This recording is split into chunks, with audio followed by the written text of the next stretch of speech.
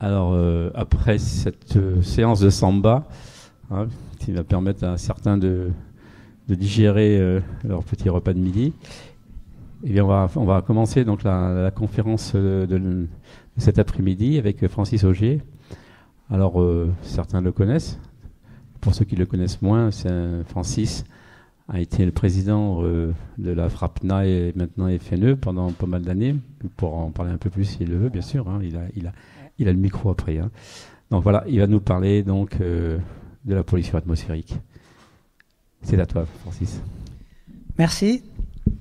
Donc, vous m'avez l'air prêt. Alors, on va démarrer ce temps d'échange sur un thème qui est dans l'air du temps. C'est la pollution atmosphérique et la qualité de l'air, qui sont le même sujet vu le revers de versant verso. Alors, je suis pas chimiste.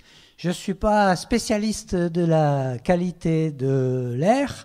Je ne vais pas vous faire un cours complet sur la pollution de l'air. Je vais témoigner de ce que j'ai appris en tant que président de France Nature Environnement Isère pendant 3 ans, où j'ai notamment participé à un certain nombre de réunions de concertation autour de la préparation de ce qu'on appelle le PPA, le plan de protection de l'atmosphère de la région Grenoble-Alpes-Dauphiné. Donc en fait, ce qui m'intéresse, c'est des éléments saillants, beaucoup des éléments de méthode qui permettent, j'espère, de comprendre comment cette question de la qualité de l'air est gérée dans le pays, de voir comment on peut s'y impliquer, et puis on verra un certain nombre de points qui, à mon avis, sont transposables dans d'autres domaines. Alors pour camper le décor, et j'allais dire vraiment savoir pourquoi on est là, il faut rappeler en préambule quelques chiffres clés qui expliquent, qui disent pourquoi la pollution de l'air c'est un vrai sujet. Donc il y a des chiffres qui sont souvent donnés. Par exemple, pour l'enquête publique qui a été faite récemment en juillet sur le plan de protection de l'atmosphère. Donc c'est un plan qui est mené par l'État, et la présentation donc est signée de la préfecture de l'Isère, dit la pollution de l'air, ça représente chaque année 4300 décès en région Auvergne-Rhône-Alpes. Donc voilà, vous avez un premier ordre de grandeur. Ensuite, je vais prendre une autre source. C'est pas un journal écolo, c'est le Figaro. Le Figaro, il cite une étude de l'université d'Harvard qui estime que la pollution de l'air les conséquences doivent être doublées par rapport à ce qu'on estimait jusqu'à présent. Jusqu'à récemment, il y avait le chiffre de 48 000 morts par an qui circulait pour la France. Et là, cette étude conclut que c'est plutôt 100 000 morts par an, de morts prématurées liées à la pollution de l'air. Alors, il est important d'insister sur cette notion de mort prématurée, parce qu'on a affaire à une pollution de fond, donc c'est un sujet qui est peu visible. Et c'est une des raisons pour lesquelles il est difficile à traiter. Et je cite une dernière étude, donc là c'est l'Union européenne, qui dans un rapport estime que la pollution de l'air en Europe, donc tout pays confondu, entraîne une réduction de l'espérance de vie d'environ 8,6 mois par personne. Voilà, donc ça c'est un peu pour camper le décor, montrer pourquoi on va s'intéresser à ce sujet. Alors, il faut ces chiffres que je vous donne sont issus d'études épidémiologiques, statistiques compliquées, sophistiquées. Il faut les prendre avec du recul. Mais ce qui est sûr, c'est que la pollution de l'air est pathogène, cancérigène. Et je peux continuer aussi en citant des rapports du CIRC, le Centre de lutte international contre le cancer, qui, dans une étude internationale, a unanimement conclu au caractère cancérigène de la pollution de l'air.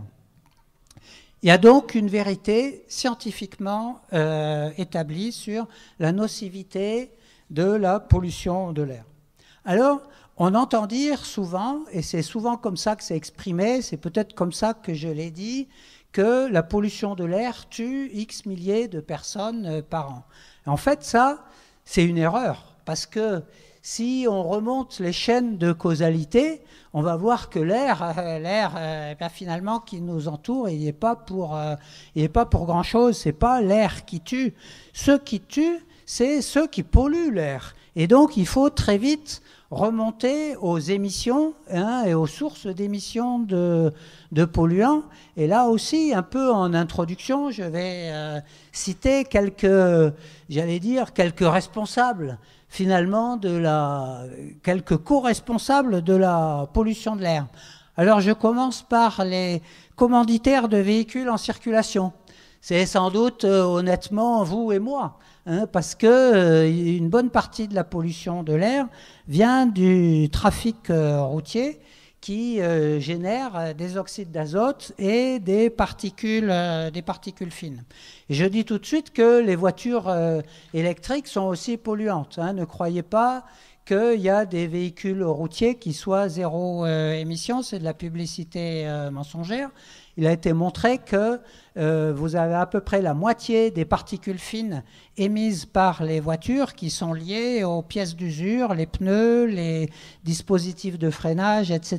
Donc en remplaçant un moteur thermique par une voiture électrique, vous allez diminuer certaines émissions, vous allez diminuer des émissions aux oxydes d'azote, mais vous n'allez pas supprimer le caractère polluant. Alors, autre pollueur important, vous avez tous les adeptes des feux de bois. Les adeptes des feux de bois ont une responsabilité dans la pollution aux particules fines et aux dioxines. Alors, c'est une responsabilité partagée avec beaucoup de gens.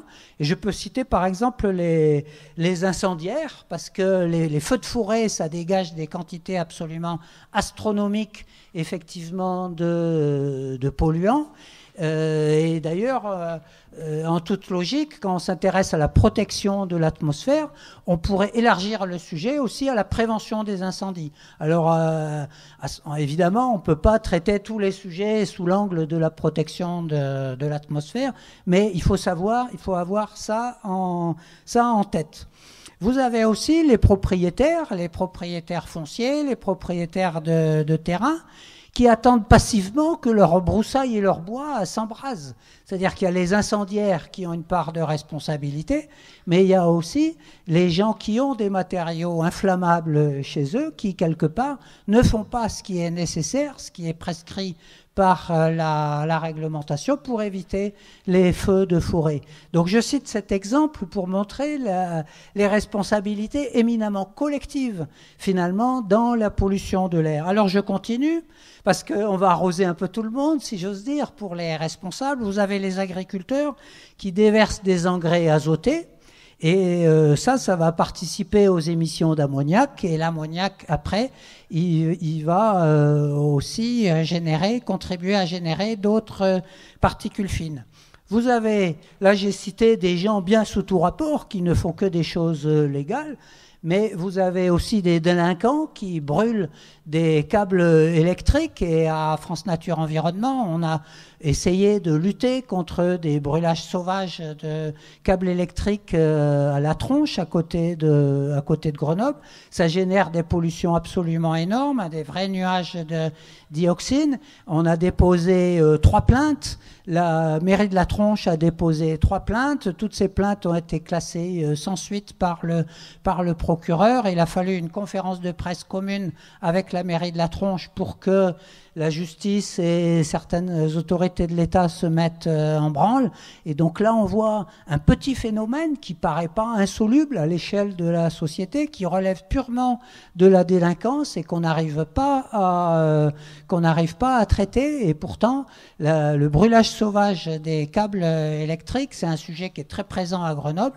Et puis en m'y intéressant, j'ai découvert qu'il y avait des études qui ont montré que c'était présent partout en France, et que c'était été en France la première source d'émission des dioxines et des furanes, qui sont aussi des composés extrêmement nocifs pour la santé.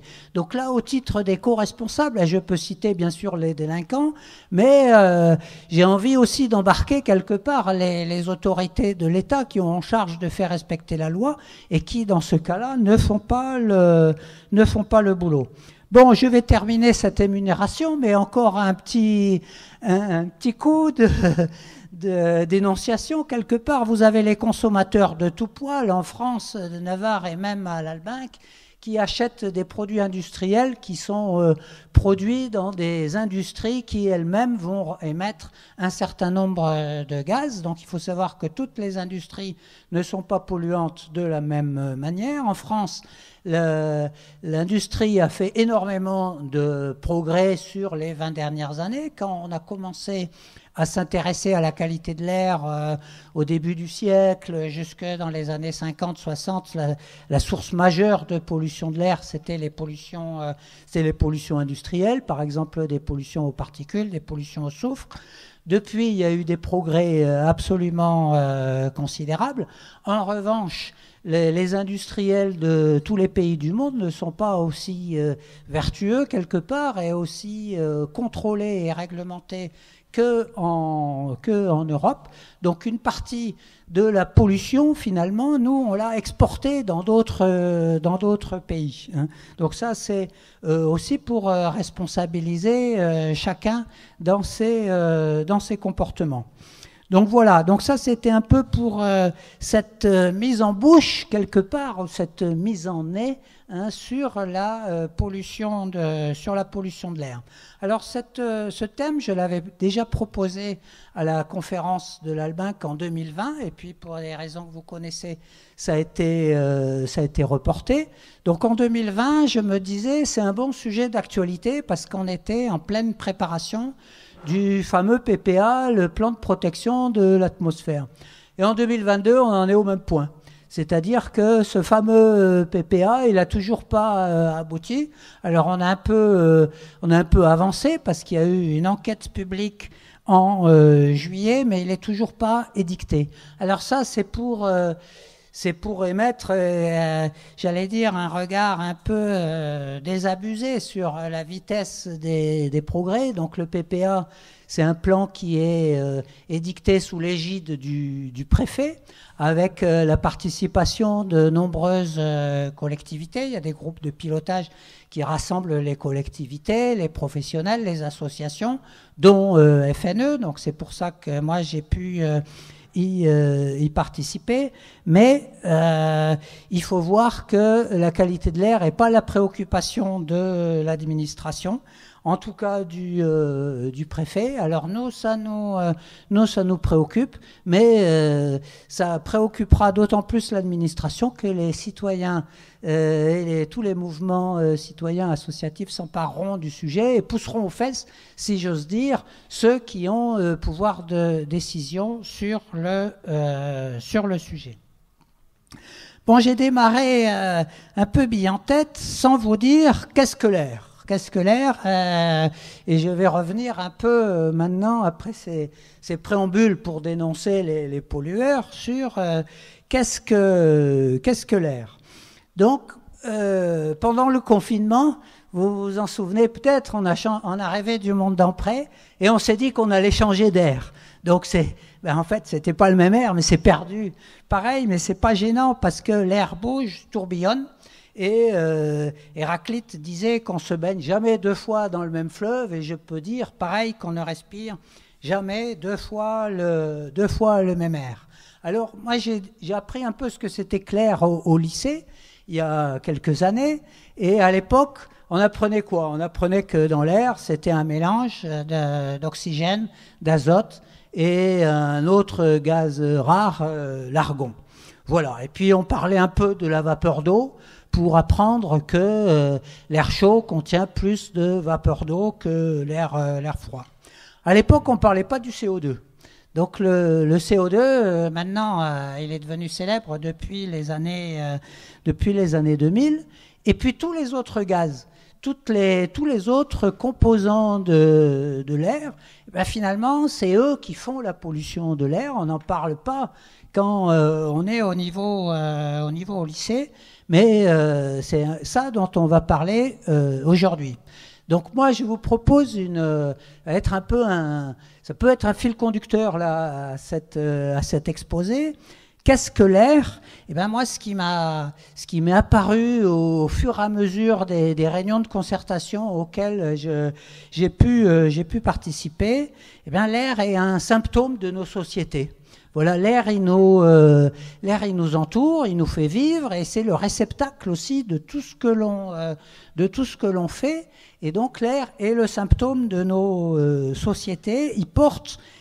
Et non seulement il porte, mais il véhicule, parce que l'air, il est dynamique, toutes les problématiques politiques et toutes les problématiques de l'écologie. En un mot, dis-moi quel air tu respires et je te dirai dans quelle société tu vis. Voilà. Alors donc on va parler ensemble d'air et d'écologie. Et là, on peut transposer beaucoup de choses. Donc l'air, c'est un bien commun. C'est un bien commun vital, donc ce qui justifie qu'on s'y intéresse. Privé d'air, je ne sais pas s'il y a des médecins dans la salle, on va mourir assez vite, ça dépend des gens. En gros, en quelques minutes. Donc, on peut considérer que l'air, c'est le premier bien commun. Hein. Alors, comme l'air, c'est un tout. Donc, je dirais un peu après donner quelques éléments sur ce qui le compose. Mais du coup, pour l'aborder, il faut l'aborder avec une approche globale. C'est l'approche systémique où on va étudier en même temps l'air en tant que tout et ses parties et les composants. Il faut étudier comment ils interagissent entre eux, comment ils interagissent avec les autres milieux, les eaux, les sols et avec nos activités. Alors tout cela se fait en dynamique. Et donc, il y a des proximités entre les gens qui étudient l'air et la météo, parce que vous avez par exemple des services météo qui vont étudier comment se déplacent des nuages de pollution, en fait.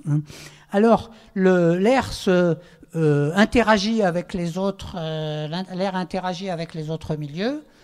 C'est évident avec l'eau, le sol. On va retrouver dans l'eau, dans les sols, des minéraux, des particules, des éléments même qui étaient initialement à l'état gazeux qui se sont déposés. Et puis l'air interagit avec les êtres vivants qui eux aussi vont après véhiculer et transposer la pollution. Donc l'air n'est pas seulement un mélange gazeux comme on peut l'apprendre à l'école, c'est un milieu complet où il y a des gaz, des minéraux, des métaux lourds, des micro-organismes, des pollens, des déchets, des microplastiques, et puis il y a des habitants. On l'oublie aussi, mais il y a des habitants. Et donc les habitants de l'air au sens large, en fait, donc ils viennent pas du néant, hein, que ce soit des habitants vivants ou des particules. Ils sont le produit d'activités humaines et de phénomènes naturels, et bien souvent, et c'est ça qui va être compliqué, il résulte d'interactions entre des phénomènes naturels et des phénomènes artificiels. Hein. Voilà. Alors, quand on observe l'air, du coup, on comprend combien la distinction entre ce qui est dit naturel et ce qui est dit artificiel est fictive. Et quelque part, ça nous intéresse plus de distinguer la nature du reste du monde. Hein, et c'est ainsi que nous, à FNE, on se définit comme étudiant et protégeant le vivant plus que protégeant la nature. Donc l'étude de l'air montre bien ça. Donc l'air relie les sociétés. chacun fait partager sa pollution aux voisins, parfois lointains, et pas seulement à l'occasion des feux, d'artifice. Donc quand on s'intéresse à l'air, on ne peut pas être un indépendantiste, isolationniste. On doit découvrir que ça n'a aucun sens. C'est-à-dire qu'en fait, il y a besoin de coopération internationale pour résoudre les sujets de pollution de l'air. Alors l'air relie les milieux, je l'ai déjà dit. Il faut voir qu'on retrouve des particules de plastique, des dioxines, partout sur les neiges du Mont Blanc ou dans l'Antarctique, dans des endroits que l'on croyait préservés. Donc la pollution de l'air, c'est pas un phénomène, c'est pas une problématique urbaine en fait. Il faut vraiment considérer que c'est une problématique générale. Et il y a une étude récente de l'université de Stockholm qui a montré que partout sur Terre, la pluie était impropre à la consommation humaine si on ne la traitait pas. C'est-à-dire que partout, la pluie transporte en fait ici des métaux lourds, ici des dioxines, ici des particules toxiques qui, en tant que telles, sont interdites dans l'eau potable. Donc, et ça, c'est un exemple de transmission entre les milieux. On a l'état gazeux, la pluie, l'état liquide qui va arriver sur le sol. Donc, l'air est l'illustration des entrelacements du vivant et des milieux. Donc, l'air extérieur ne pouvant pas être filtré, en fait, pour l'améliorer, il va falloir travailler à la source, c'est-à-dire s'intéresser aux émissions. Et c'est pour ça que l'amélioration de la qualité de l'air, c'est un sujet extrêmement politique, je peux dire totalement politique, parce que ça nous conduit à nous intéresser, à faire des recommandations sur l'aménagement du territoire, la mobilité, l'agriculture, l'industrie, le logement, etc., etc. Toutes les activités, tous les pans de l'activité humaine sont potentiellement concernés par la qualité de l'air. Alors là-dessus, sur le fait qu'il faut intégrer tous ces champs dans la qualité de l'air, tout le monde est d'accord. Et c'est ainsi que dans la préparation du PPA, il y a un collège agriculture, il y a un collège industrie, il y a un collège résidentiel, en fait, et un collège mobilité.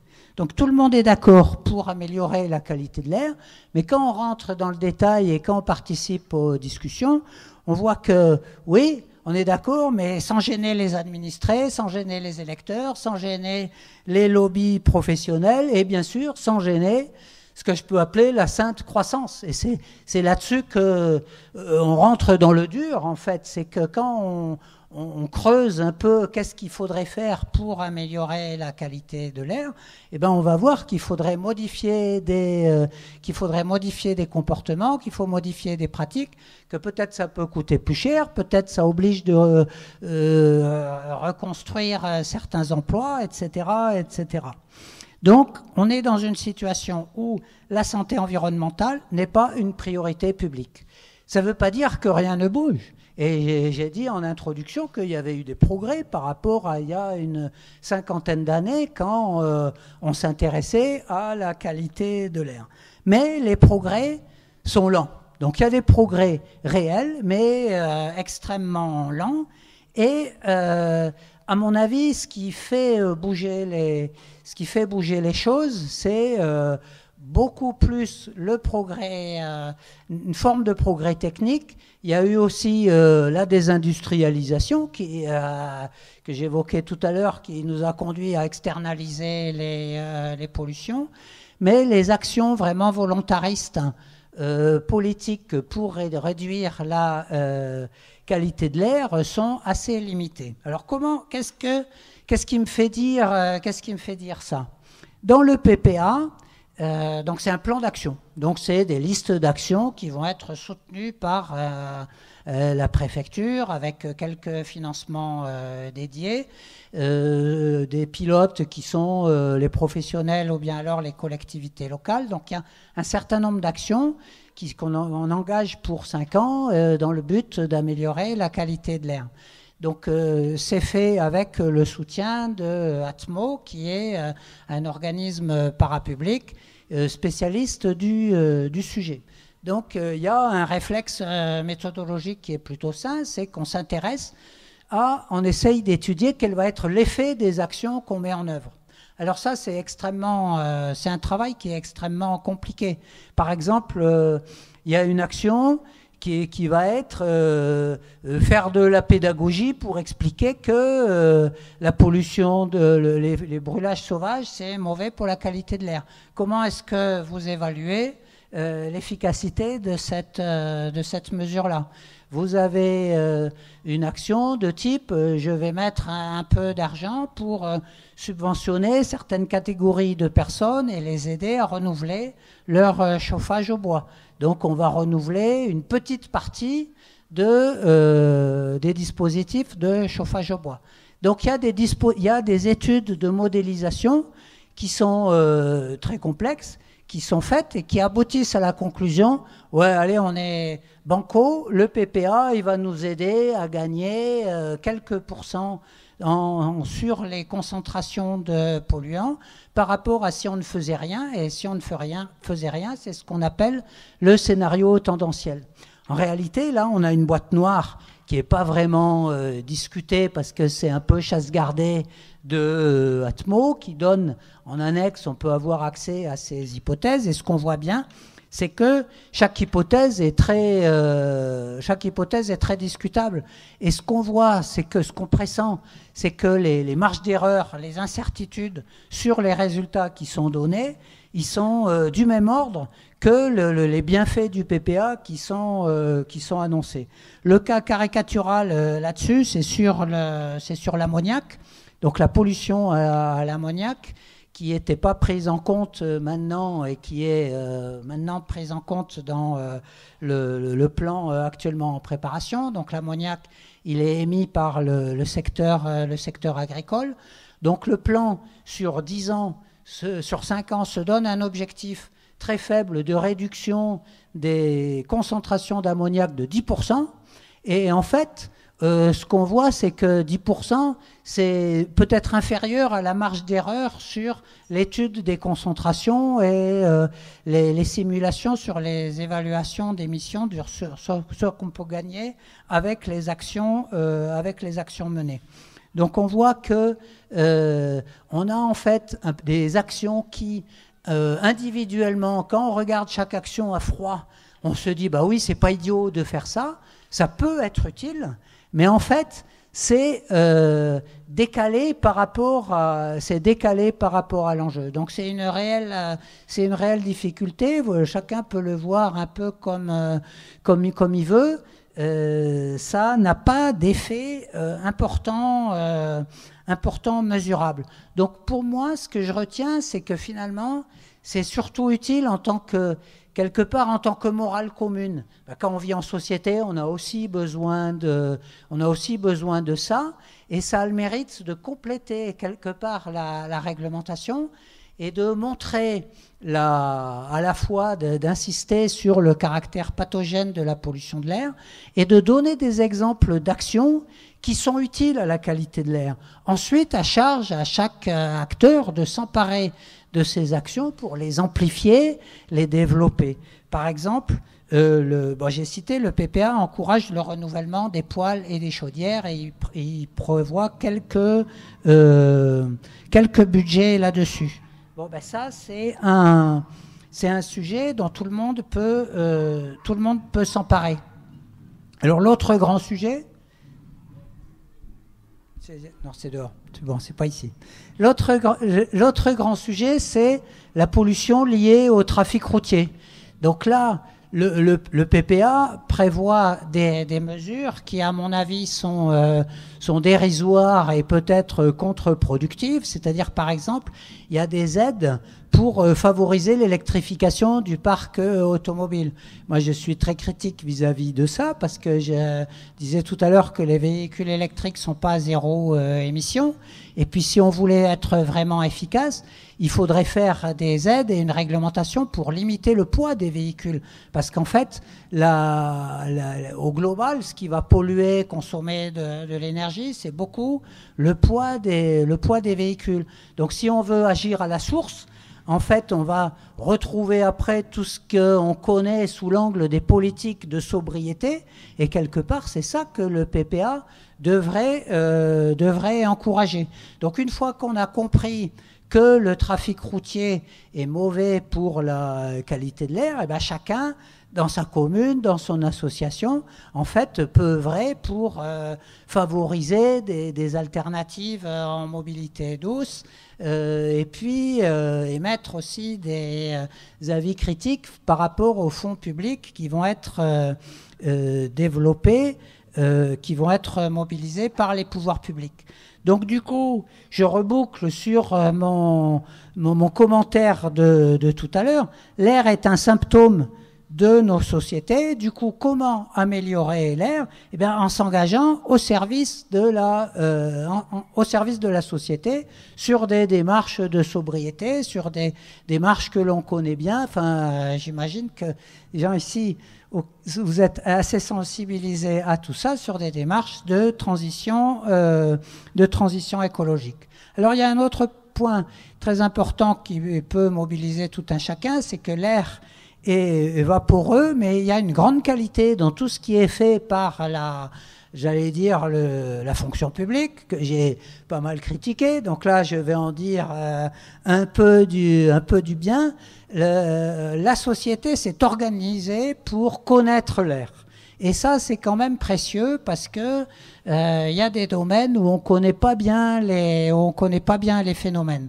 Et dans le cas de l'air, vous avez l'organisme Atmo qui a mis en place tout un réseau de capteurs.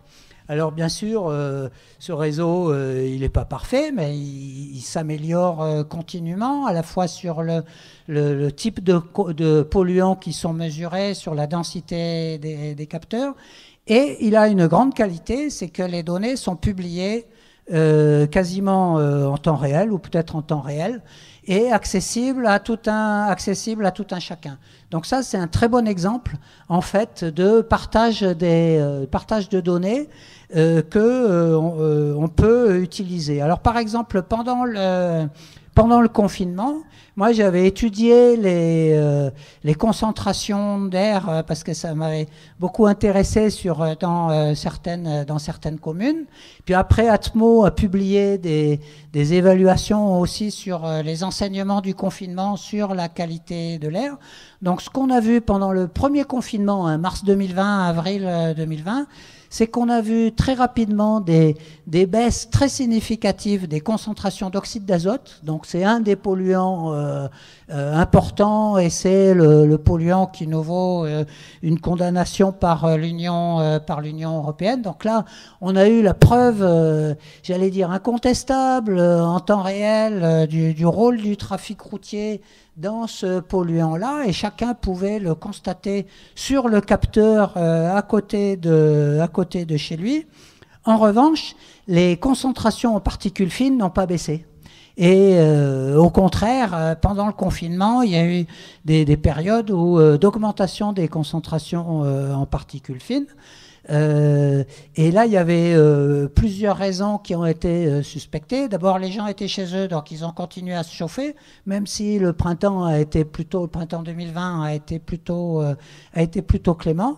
Et puis, il y a eu 2 ou 3 épisodes de pollution aux poussières de sable du Sahara.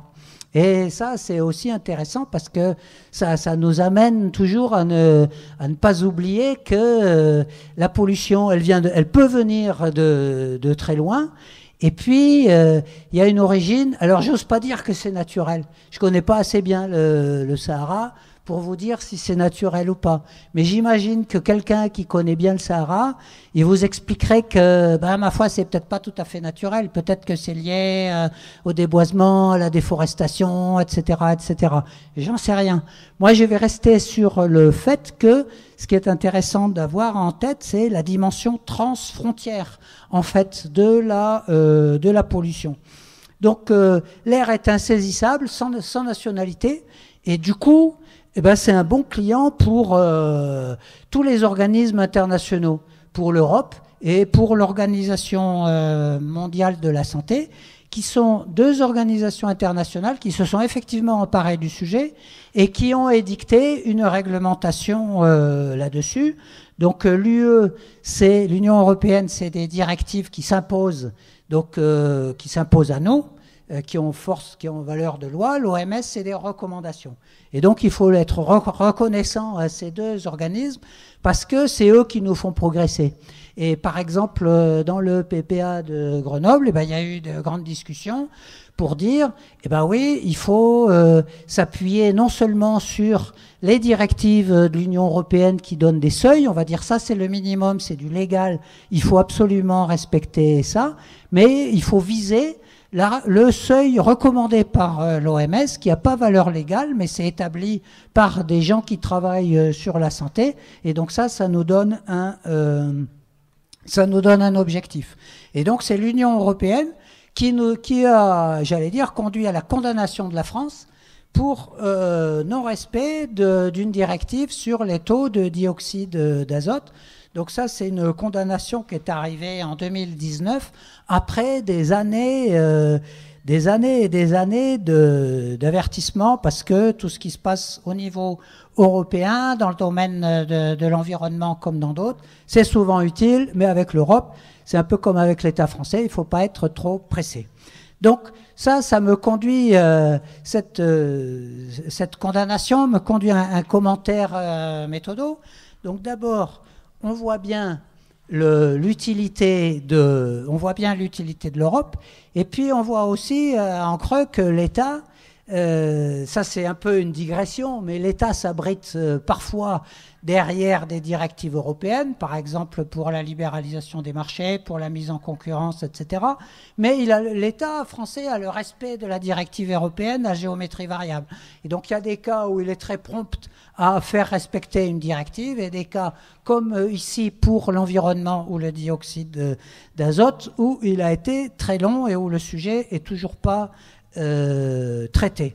Donc on voit que la réglementation, elle est utile à ceux qui l'utilisent, qui s'en emparent pour la faire respecter. Et donc l'État a été condamné aussi parce qu'il y a des associations qui ont, j'allais dire, monté des dossiers pour faire condamner l'État. Donc j'en profite moi pour remercier les militants associatifs qui ont contribué à des actions juridiques qui sur certains domaines sont très utiles. Alors il me reste là un petit moment, je vais dire un mot. Donc je vous ai dit que le PPA, il s'intéresse pas à tous les composants. Il s'intéresse à des oxydes d'azote, des particules fines, l'ammoniac essentiellement. Et voilà, ces trois-là. Il y en a beaucoup d'autres des composants. Donc je vais donner deux exemples qui montrent pourquoi ce que fait l'approche qu'a l'État en matière de qualité de l'air est très imparfaite. Mais en fait, il faut revenir à qu'est-ce que c'est que la qualité. Alors si vous travaillez dans une industrie, une entreprise de service, n'importe où, que vous travaillez sur la qualité, vous allez voir votre service qualité, qu'est-ce qu'il va vous dire? La qualité, c'est la satisfaction du besoin d'un utilisateur. D'accord? C'est ça la définition riche de la qualité. C'est pas uniquement le respect d'une prescription technique. Donc si on prend la qualité sous cet angle-là, on voit que s'intéresser à la qualité de l'air sous l'angle des concentrations à respecter, c'est extrêmement restrictif. Il faudrait d'abord identifier qui sont les bénéficiaires de l'air, de quoi ils ont besoin, et voir si ces besoins sont satisfaits. Du coup, si je suis cette approche, à ce moment-là, je me rends compte que tout le monde respire l'air, que vous avez... Et je sors de l'anthropocentrisme parce que je vais me rendre compte qu'il n'y a pas que les humains qui sont victimes de la pollution de l'air, mais je vais m'intéresser aux animaux, je vais m'intéresser à la flore. Et donc, la vision, en fait, de l'État, c'est une science réglementée, quelque part, par des seuils, et ça répond pas exactement à la notion de qualité. Donc ça, c'est vraiment un point important. Et donc sur la faune, alors c'est un sujet qui est moins étudié que la santé humaine, mais il y a quand même beaucoup d'études qui montrent que la faune souffre aussi de la pollution de l'air. Hein. Les invertébrés sont très sensibles. Vous avez les insectes pollinisateurs qui sont très sensibles. Il y a des cas on a constaté de la forte mortalité d'oiseaux dans des zones très fortement polluées. Donc la faune elle-même, elle souffre de la pollution de l'air. Et pour ce qui est de la flore, eh ben la flore aussi. Et là, c'est plus compliqué parce que dans un premier temps, la végétation, elle va par exemple bénéficier des dépôts d'azote qui vont pouvoir stimuler la croissance. Et qu'est-ce qui se passe après? C'est que la pollution au nitrate, donc qui va venir en partie de l'azote pollué dans l'air, ben, va modifier les équilibres végétaux. Donc on a des effets qui sont pas directs. Pour la pollution au nitrate, on a des effets indirects qui sont liés via justement le développement des plantes nitrophiles. Ensuite, vous avez un autre gaz qui est très polluant et là qui est directement polluant pour la flore, c'est l'ozone. Et l'ozone, ça provoque des nécroses, ça ralentit la croissance de la végétation. Et c'est absolument considérable parce que vous avez des études qui ont estimé que ça provoquait des baisses de rendement de 10 à 15%. En fait, baisse de rendement dans le secteur, sur les grandes cultures de 10 à 15% à l'échelle de la planète. Donc on va voir que cette pollution à l'ozone, en fait, c'est un sujet absolument majeur. Et je reviens à mes moutons, je reviens à mon PPA, je m'intéresse à l'ozone, et qu'est-ce qu'on me dit? Ah, l'ozone, c'est compliqué, on ne le traite pas ici, mais rassurez-vous, il y a un plan régional en préparation de prévention de l'ozone.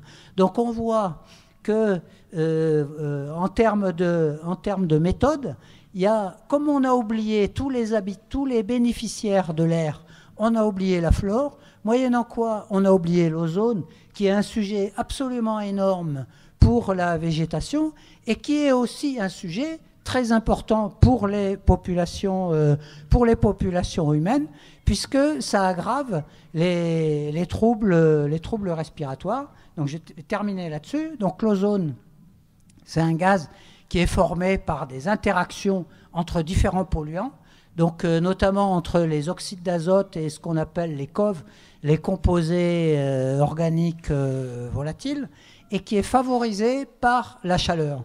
Donc les chaleurs, on va plutôt vers des périodes où il va faire de plus en plus chaud. Donc la problématique de pollution à l'ozone, elle est devant nous, en fait. Et là-dessus, on a beaucoup de retard parce que c'est une problématique qu'on commence tout juste à prendre à sa juste valeur. Et l'ozone, c'est le seul polluant dont les concentrations augmentent quand on regarde les 10 ou 15 dernières années. Sur tous les autres polluants, les tendances sont plutôt bonnes, y compris les oxydes d'azote, les particules fines, peut-être pas l'ammoniac, mais sur les deux polluants qu'on connaît bien, qui sont à l'origine du PPA, les tendances sont plutôt bonnes, même si ça ne va pas assez vite. Et l'ozone, la tendance elle-même est mauvaise. Alors avant qu'on revienne à des niveaux satisfaisants, il se passera un certain temps. Alors un dernier mot sur l'ozone, parce que c'est un sujet aussi intéressant. L'ozone, un des précurseurs, c'est les COV qui sont produits naturellement par la végétation. Donc la pollution à l'ozone, il y a des cas, elle est plus forte en milieu rural ou dans certains cas en milieu forestier qu'en milieu urbain. Cependant, L'ozone ne se forme pas tout seul. Je vous ai dit qu'il se formait par interaction entre les coves et les oxydes d'azote.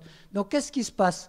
Vous avez les urbains et les automobilistes qui émettent des oxydes d'azote, ça voyage, ça va au-dessus des forêts. La forêt, elle émet des coves, il y a une réaction chimique et vous polluez la zone rurale, la zone forestière. Donc c'est un très bon exemple où il y a des interactions complexes et où les uns et les autres polluent leurs voisins, ce qui veut dire que la pollution de l'air, on s'en sortira si on agit partout, en fait, chacun à son niveau. Je vous remercie. Je garde un temps pour les questions.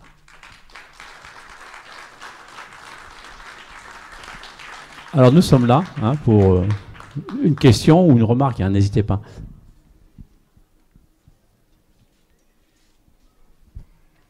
Ah, pardon. J'arrive. Merci beaucoup. Alors, merci pour cet exposé très complet qui nous permet de prendre du recul sur la problématique de la pollution de l'air. Alors, je viens en tant que porte-parole, je suis artisan maçon en éco-construction, je connais un peu les problèmes de pollution de l'air intérieur, mais aussi, on est soumis, nous, les artisans, à des demandes de la part des pouvoirs publics de changer nos véhicules. Et on ne sait pas du tout dans quelle mesure c'est vraiment intéressant pour réduire la pollution de l'air. On sait que c'est totalement impossible parce qu'il faudrait qu'on double nos recettes pour acheter des véhicules 2 fois plus chers, donc, qui n'existent pas d'ailleurs encore aujourd'hui. Mais j'aimerais en savoir un petit peu plus sur la réelle utilité de changer nos véhicules pour accéder aux ZFE puis à l'ensemble des territoires par la suite.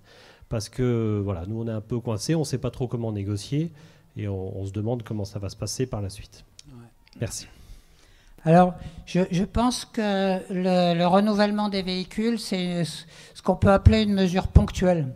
C'est-à-dire que c'est une mesure qui aura un effet très ponctuel. C'est-à-dire que ça peut contribuer à limiter la pollution de l'air dans certaines zones, certains quartiers urbains. Moi, je conteste le rapport qualité-prix. C'est-à-dire que, et au niveau FNE, c'est des mesures qu'on n'a pas soutenues. C'est-à-dire qu'on pense que l'argent public, parce que il y a à la fois de la contrainte et de l'argent public, et donc quelque part c'est de la finance, ça intéresse la collectivité, c'est-à-dire que je pense que c'est pas un investissement prioritaire en fait. Voilà ce qu'on peut dire. Donc comment argumenter là je pense que c'est pas simple et je vais me garder d'entrer dans une logique de conseil, mais le point de vue que j'ai essayé de montrer, et ce que vous pourriez dire, c'est que ça ne s'inscrit pas bien dans une démarche globale. C'est-à-dire que si c'était, par exemple, si on voulait faire une démarche globale de prévention, il faudrait vérifier et qu'on vous incite peut-être, alors vous me direz si c'est pertinent ou pas pertinent, j'en sais rien, mais moi je dirais il faut réduire les kilomètres parcourus, il faut réduire le poids des véhicules, et puis concernant par exemple les artisans, alors je ne sais pas dans quel domaine vous travaillez, mais il y a une action qui cible le secteur du BTP et que là moi je trouve qui est plutôt bien, c'est il faut que vos chantiers soient menés de manière à ne pas émettre des poussières. Donc, c'est-à-dire, c'est le déploiement des bonnes pratiques et peut-être qu'il y a besoin d'aide de l'État pour faire en sorte que tous les artisans soient au top sur ce paramètre-là. Donc, pour conclure, c'est une mesure, j'avais un peu forcé le trait, mais ça peut être une mesure un peu égoïste de la part de promoteurs urbains stricto sensu. Il y avait une question là, non ?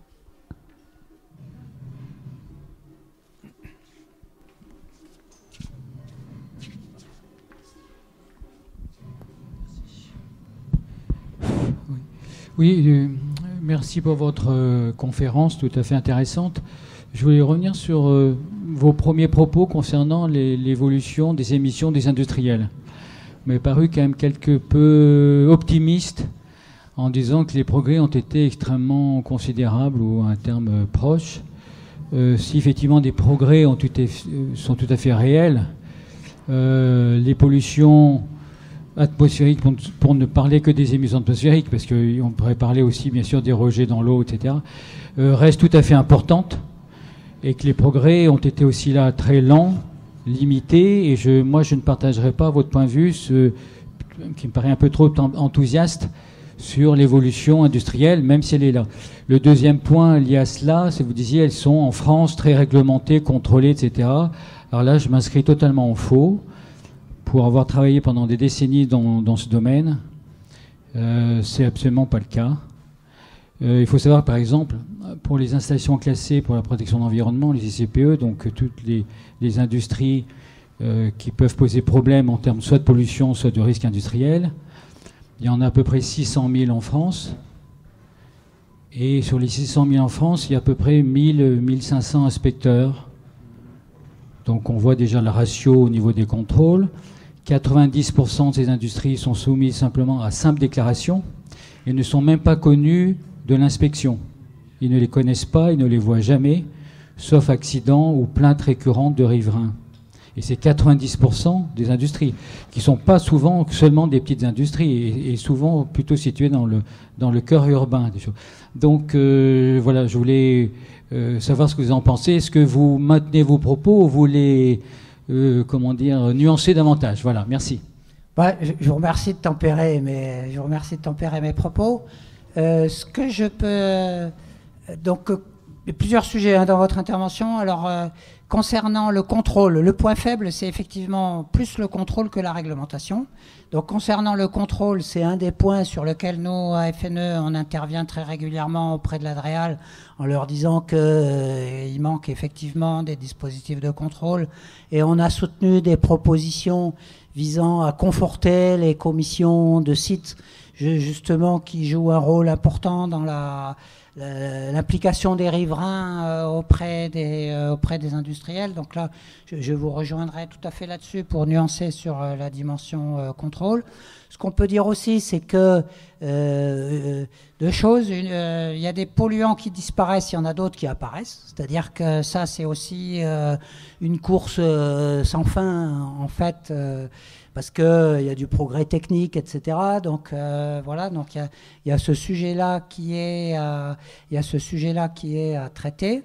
Et puis il y a un autre sujet qui, pour le coup, dont j'ai pas parlé et dont on a parlé dans l'avis qu'on a rendu au niveau de FNE, c'est que une source majeure de pollution, c'est les accidents industriels, et que ce thème-là des accidents industriels n'est pas traité dans le plan de protection de l'atmosphère. Donc voilà, donc je suis assez d'accord pour nuancer les propos. Mais ce qui demeure pas moins, c'est qu'au début, autrefois on voyait que ça, en fait, et puis aujourd'hui, on en voit un peu d'autres. Voilà, ça, je pense qu'on peut se mettre d'accord, là-dessus. Et il y a un autre point aussi où les industriels. Moi, je voudrais qu'on s'inspire des industriels, en tout cas de la façon dont l'État a traité aussi l'approche industrielle. Dans les dispositifs aujourd'hui, il y a beaucoup de saupoudrage. Et une approche industrielle, on ne fait jamais comme ça. C'est-à-dire quand on a un problème à traiter, c'est un peu quand on a un problème à traiter en qualité, on regarde quels sont les 20% de problèmes qui me gèrent 80% des ennuis. Et pour la pollution de l'air, on devrait faire comme ça. C'est-à-dire qu'au lieu de saupoudrer, on devrait chercher les très gros pollueurs et traiter au cas par cas pour résoudre les problèmes. Et ça, c'est une approche qui a été retenue plus dans l'industrie. Dans le PPA, il valide cette approche pour l'industrie, mais étonnamment, il ne veut pas l'étendre à l'agriculture et à d'autres domaines. Il y a un petit peu de lobby là-dedans, hein. Je reste soft et je ne vous dirai pas tout sur le fonctionnement des commissions, etc. Ben oui, mais c'est pour ça qu'il faut toujours appuyer là où ça fait mal, hein. C'est ça qui est important. Parce que c'est vrai que cette atmosphère, comme dirait l'atmosphère, mais une fois de plus, on est tous aussi concernés. Et bon, c'est le message que je repasse encore à chaque fois, c'est que toutes les informations que vous prenez aujourd'hui, eh bien, il faut les partager. Hein, et c'est en les partageant qu'on va pouvoir individuellement à faire une action collective. Hein. Et je pense que c'est ce qu'a voulu montrer notre ami Auger aujourd'hui. Voilà ce que d'autres questions? Non, on s'arrête. Une question, un commentaire, n'hésitez pas. Hein, il n'y a pas de questions bêtes. Et... Oui, je voulais juste vous demander si vous aviez déjà parlé des polluants dans l'air de la plaine de la Bière. Il y a quelques années, on avait trouvé des traces d'atrazine alors que cette molécule avait été interdite depuis 15 ou 20 ans. Est-ce que c'est toujours le cas Alors, est-ce que vous cherchez les polluants, les pesticides dus à l'agriculture? donc, là, effectivement, j'ai pas évoqué les pesticides. Ce que j'ai noté, ce que je peux rajouter, c'est que les pesticides, ça fait partie des polluants qui sont écartés dans la réflexion actuelle sur le PPA. C'est-à-dire que quand j'ai dit que le PPA traite pas tous les polluants, et ben comme par hasard, on trouve les pesticides. Donc il n'y a pas de dispositif solide pour mesurer les concentrations de pesticides dans l'air et donc pour les suivre.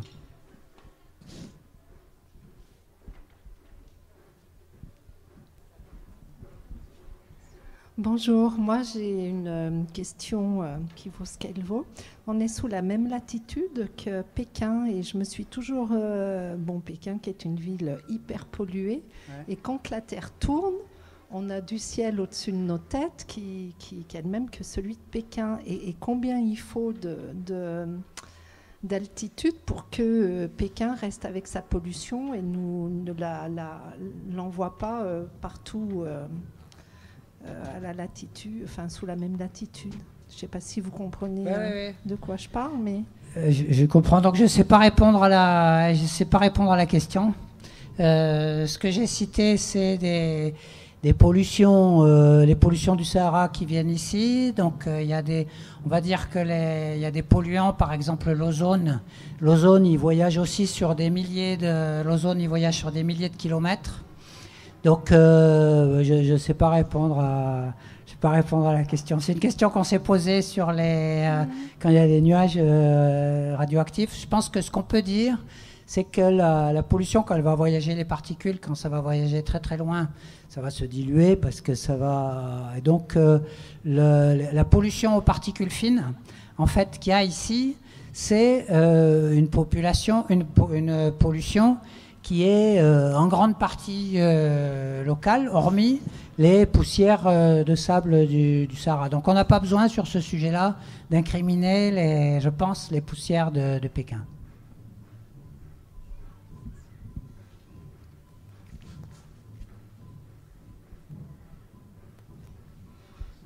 Oui, eh bien, je me permets d'apporter deux compléments par rapport à ce qui vient d'être dit.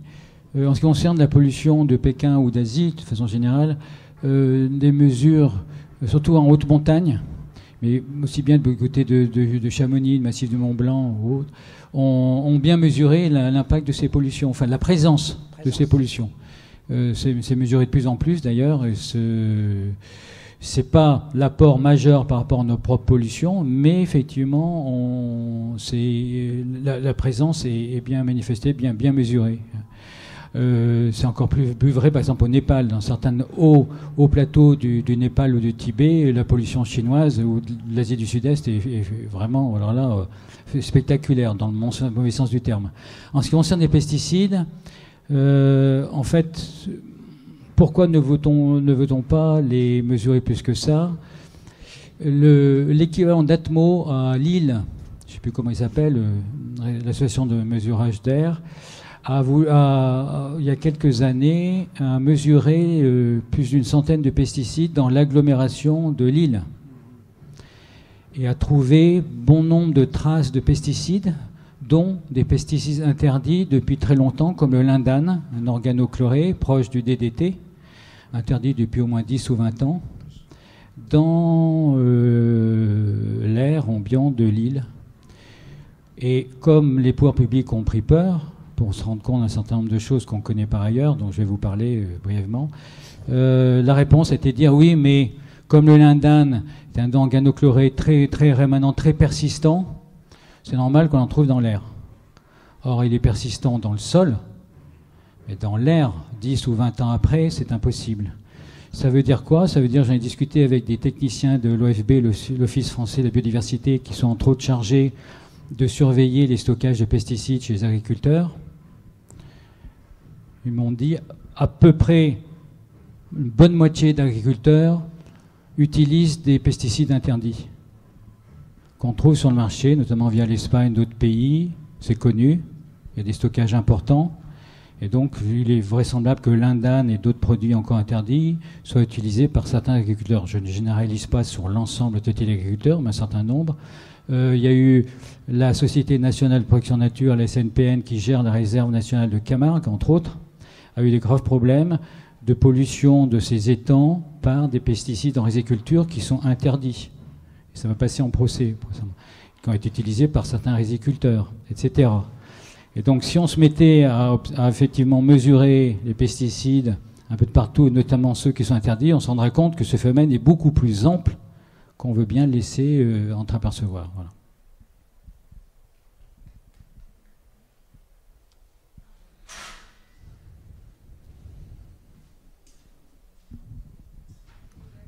Bonjour. À propos des pesticides, le collègue a parlé du lindane. Moi, j'étais au lycée agricole en 67. Et à l'époque, il était déjà dit que c'était un produit dangereux pour l'avenir. Et on voit que 50 ans après, 45 ans, on a encore hésité, on hésite encore sur la validité du diagnostic de certains qui disent peut-être qu'il y en a ras-le-bol, hein, il y en a marre de toutes ces conneries. Alors ça, c'est sur des pesticides. Je m'excuse des verbes, mais je suis hérissé parce que ça fait 50 ans que je bute tout le temps. Je vais vous raconter une autre anecdote. J'habitais pendant 20 ans dans la vallée d'Arve. L'industrie des décolletages est prépondérante dans cette région et utilise encore, mais dans d'autres circuits, un produit pour nettoyer les pièces. On résumait ce terme sous le terme de nettoline. Et à l'époque, et je pense que ça existe toujours, malgré que les glaciers fondent, ils nous disaient, mais c'est normal, la nettoline est un produit naturel, puisqu'on le trouve au sommet du Mont Blanc. On a fait des analyses, on le trouve là-haut. Alors, il faut arrêter avec tous ces discours, il faut les écouter, bien sûr, mais ne pas leur prêter d'importance, puisque c'est des discours anachroniques qui sont complètement en dehors de la réalité. Voilà. C'est tout ce que je voulais dire. Juste ce que je peux souligner, c'est que donc il y a eu une enquête publique en juillet sur le fameux plan de protection de l'atmosphère. Donc c'est le PPA, donc il est sur un très grand territoire. Donc il y a eu pas mal d'avis qui ont été rendus. On verra, le commissaire enquêteur n'a pas encore rendu son avis. L'affaire n'est pas finie. Je vous ai cité tout à l'heure le fait qu'il y avait eu des procès pour inaction contre l'État. Donc c'est des sujets qui sont de très longue haleine et qui demandent des mobilisations de tous les gens qui s'intéressent au sujet. Je m'excuse sur le très longue haleine, mais moi le très longue haleine, ça fait suffisamment que ça dure. Et il faut vraiment que la population réagisse et que les gens se mobilisent localement pour dire il y en a assez et former nos élus, parce qu'il faut former nos élus à tout ce que c'est ces problèmes. Puisque moi, je qualifie nos élus majoritairement, je vais être un peu dur là, d'incultes. Ils sont incultes, ils ne savent pas comment fonctionne notre planète, comment nous respirons, comment nous vivons.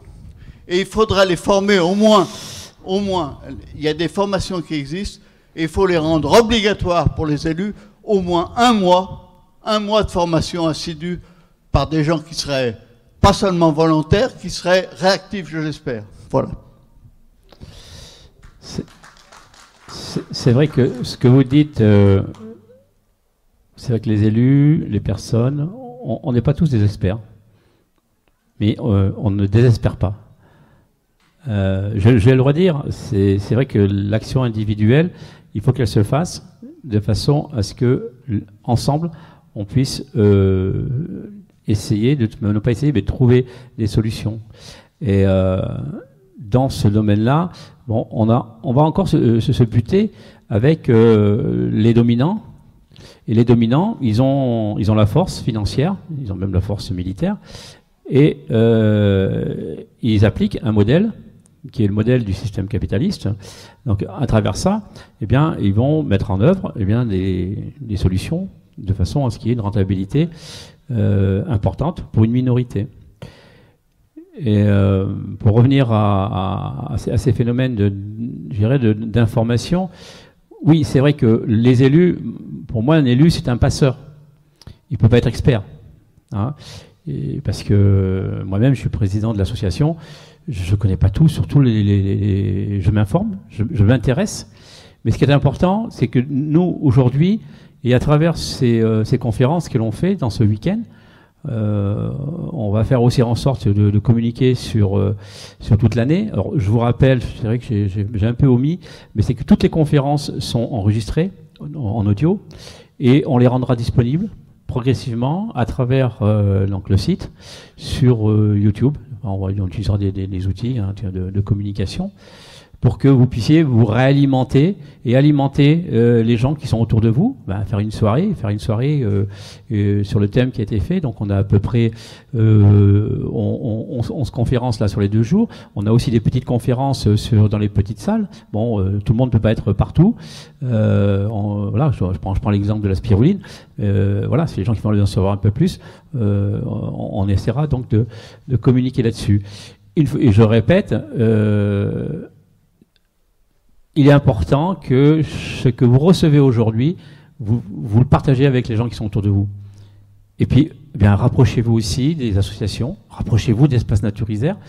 C'est à travers aussi les mouvements que l'on fera ensemble. Apportez-nous des idées et on fera ensemble des actions. Voilà, c'est notre rôle. On s'investit moralement, physiquement, pour vous permettre, je dirais, cette fenêtre à travers donc des gens qui sont comme Monsieur Audier, qui là aujourd'hui a traité du problème de la pollution atmosphérique.